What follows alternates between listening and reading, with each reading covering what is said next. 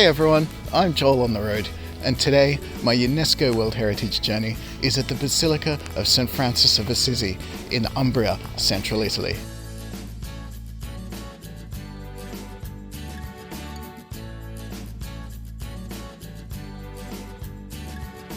So we're here today in Assisi in central Italy, home to St. Francis, one of the most important and most venerated saints in all of Christianity. He was born here, he lived here, he worked here, and he died here, and he is buried in the Basilica behind me. Now his legacy lives on across the world, making this a super important place, so let's have a look around.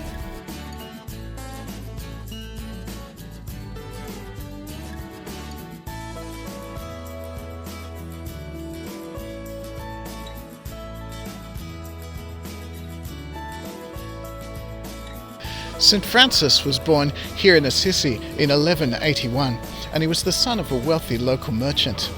After receiving a message from God early in his life, he devoted himself to helping the poor and the downtrodden. He founded an order of monks known as Franciscans, which still exists today, and he travelled widely across the Mediterranean, including to Spain, to Egypt, and the Holy Land. He's one of the only people known to receive stigmata, or the crucifixion wounds of Christ.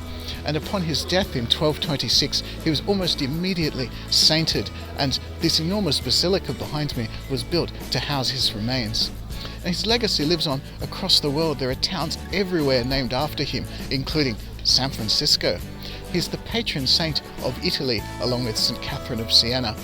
And the current Pope, Pope Francis, took his papal name from St. Francis.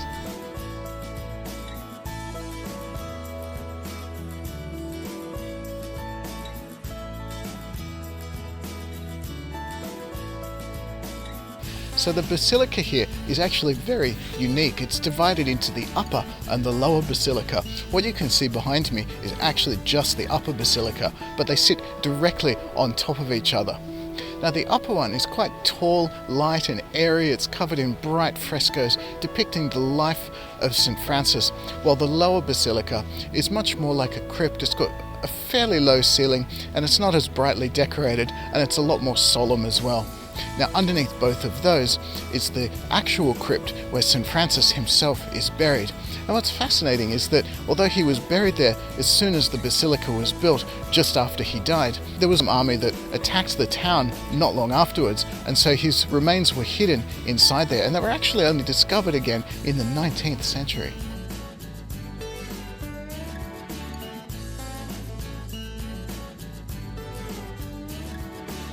It's been an interesting World Heritage site, this one, because we haven't been able to film inside, as you can tell, because they're very much places of worship and pilgrimage rather than just out and out tourism, which I think makes a very, very nice change actually. It feels very solemn and respectful, so yeah, quite different. And in a lot of ways it feels like St. Francis is almost still here with us, you know. His legacy really comes through in these places, and it's been a very spiritual experience, I think. But that's it from me. Thank you very much for watching. Don't forget to like and subscribe. I'm Joel on the road, and I'll see you at the next World Heritage site.